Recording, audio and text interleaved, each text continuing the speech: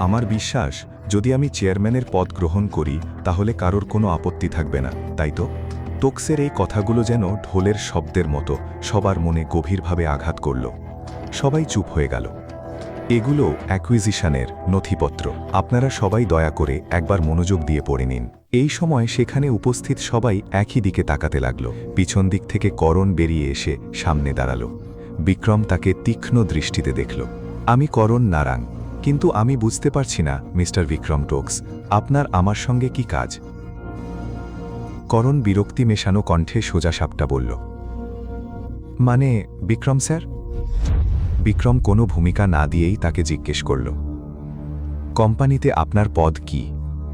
আর এত বড় কোম্পানির একজন কর্মচারী হয়ে এটুকুও জানেন না যে নিজের পালা না এলে কথা বলা উচিত নয়। এই বলে বিক্রম করণের দিকে ঠান্ডা দৃষ্টি নিক্ষেপ করল এবং পাশের বড় সিলমোহরটি তুলে দ্রুত করণের দিকে ছুঁড়ে মারল। সিলটি করণের পেটে গিয়ে লাগতেই তার চোখে অন্ধকার নেমে এলো।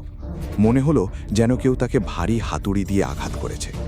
পেটের ব্যথা উপরের দিকে ছড়িয়ে পড়তেই সে মিটিংয়ের আগে খাওয়া সমস্ত খাবার কনফারেন্স রুমের টেবিলের ওপর বমি করে ফেলল।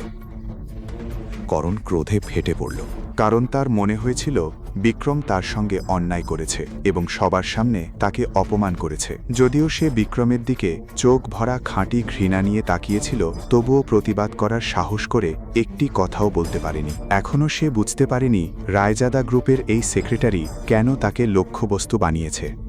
কিন্তু তার কিছু বলার আগেই বিক্রম শান্ত স্বরে বলল, এখন আপনারা সবাই আমার কথা মনোযোগ দিয়ে শুনুন। আমি আশা করি আপনারা সবাই এই টেকওভারের কাগজপত্র ভালোভাবে পড়েছেন। আমাদের রায়জাদা পরিবার নারাং জুয়েলার্স গ্রুপের বিপুল পরিমাণ শেয়ার অধিগ্রহণ করেছে, কারণ আমরা নারাং জুয়েলার্স কর্পোরেশনের সম্ভাবনা বুঝতে পেরেছি এবং এতে আগ্রহ দেখিয়েছি। এই প্রতিষ্ঠানের উন্নয়নের বিরাট সম্ভাবনা রয়েছে। তাই বর্তমান সংকটের কারণে যে ক্ষতির আশঙ্কা করছেন তা নিয়ে শেয়ার হোল্ডারদের চিন্তা করার কোনো প্রয়োজন নেই। আমাদের দলের পেশাদারিত্ব কোম্পানিকে আরও বেশি লাভ ও মূল্য সৃষ্টি করার পথে নিয়ে যাবে। আপনাদের শুধু আমি যে নতুন ব্যবস্থা প্রণয়ন করেছি তা কঠোরভাবে অনুসরণ করতে হবে। ভবিষ্যতে আমাদের ব্যবসা অবশ্যই আরও উঁচু পর্যায়ে পৌঁছাবে, আগের যে কোনো সময়ের চেয়ে বেশি। সেখানে উপস্থিত 20-এরও বেশি শেয়ার হোল্ডার সম্মতির সঙ্গে মাথা নাড়লেন। প্রত্যেকের মনেই আলাদা আলাদা হিসাব নিকাশ চলছিল। তারা সবাই রায়জাদা গ্রুপের টেকওভার সংক্রান্ত নথি ও পরিকল্পনা ভালোভাবে পড়েছিলেন। দেখে মনে হচ্ছিল দিল্লির রায়জাদা গ্রুপের নারাং জুয়েলার্স গ্রুপকে সম্পূর্ণ ধ্বংস করার কোনো ইচ্ছা নেই। তাদের মতো ছোট শেয়ার হোল্ডারদের ওপর এসব পরিকল্পনা বা চুক্তির তেমন কোনো প্রভাব পড়বে না। এই ব্যবস্থার ফলে তারা আগের মতোই মুনাফার অংশীদারিত্ব উপভোগ করতে পারবে। এর পাশাপাশি এই পরিকল্পনা পরোক্ষভাবে তাদের রায়জাদা গ্রুপের একটি অংশেও পরিণত করেছে, যা নিজেই অত্যন্ত বড় একটি বিষয় ছিল। তারা এটাও বুঝতে পারছিলেন যে সাম্প্রতিক সংকটের মূল লক্ষ্য ছিল অজিত নারাং এবং করণ নারাং। এর ফলে এই দুই নির্বাহী পরিচালক ভয়াবহ ক্ষতির সম্মুখীন হয়েছেন। তারা শুধু গুরুত্বপূর্ণ বিষয়ে কথা বলার অধিকারই হারাননি, তাদের সম্পদ ও শেয়ারের পরিমাণও ব্যাপকভাবে কমে গেছে।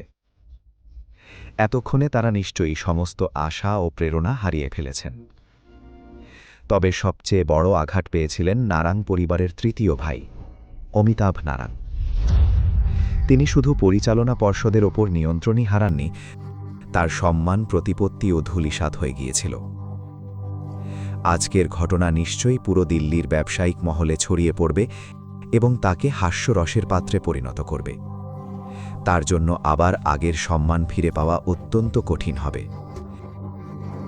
যদিও অজিত নারাং ও অমিতাভ নারাং প্রথমে অত্যন্ত কুৎসিত অভিব্যক্তি প্রকাশ করেছিলেন, শেষ পর্যন্ত বাধ্য হয়ে তারা কেবল একটি হাসি দিলেন, বিক্রমের প্রশংসা করলেন এবং তাকে অভিনন্দন জানালেন। আসলে তারা আর কি বা করতে পারতেন? প্রায় 6 ঘন্টা পরে রাতে আমরা পৌঁছাই একটি 5 তারা হোটেলের বিলাসবহুল সুইটে। ঘরের দরজা খুলে বিক্রম টোকস ভেতরে প্রবেশ করল। এবার তার মধ্যে নারাংদের সামনে দেখা সেই কর্তৃত্বপূর্ণ ভাব ছিল না, বরং ছিল এক ধরনের নম্রতা। ভেতরে ঢুকেই সে ঝুঁকে নমস্কার করল এবং চায়ের টেবিলের সামনে সম্মান ভরে দাঁড়িয়ে রইল, যেন কারো নির্দেশের অপেক্ষা করছে। তার সামনে সোফায় একজন বসেছিলেন, তিনি হালকা করে মাথা নাড়লেন। বিক্রম সঙ্গে সঙ্গে নিজের ল্যাপটপ খুলে সেই ব্যক্তির সামনে রাখল। ল্যাপটপটি সামনে রাখতে রাখতে সে বলল, কাজ হয়ে গেছে।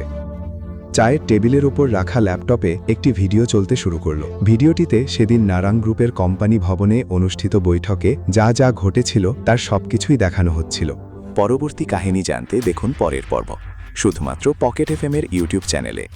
আর শিবম দ্য হিডেন ওয়ারিয়ারের সব এপিসোড শুনতে ডিসক্রিপশনে দেওয়া লিঙ্ক থেকে ডাউনলোড করুন পকেট এফএম অ্যাপ।